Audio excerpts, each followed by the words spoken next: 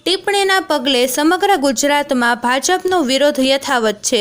જેમાં હવે શહેર સહિત ગામડાઓમાં પણ વિરોધ થવાના શરૂ થયા છે,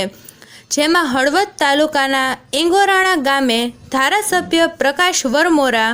તાલુકા ભાજપ પ્રમુખ મનસુખ પટેલ તેમજ ભાજપના આગેવાનો દ્વારા ચૂંટણી સભા બોલાવવામાં આવી હતી, જેમાં ઇંગોરાણા ગામે ક્ષત્રિય સમાજ દ્વારા રૂપાલા હાય હાય, જય ભવાની, ભાજપ જવાનીના નારા સાથે વિરોધ દર્શાવ્યો હતો। ત્યારે હવે દિવસે ને દિવસે ક્ષત્રિય સમાજનું આંદોલન વધુ વેગવંતું બન્યું છે અને જેમાં હળવદ તાલુકાના ઇંગોરાણા ગામે આજે ભાજપના કાર્યકર્તાઓનો વિરોધ દર્શાવવામાં આવ્યો હતો।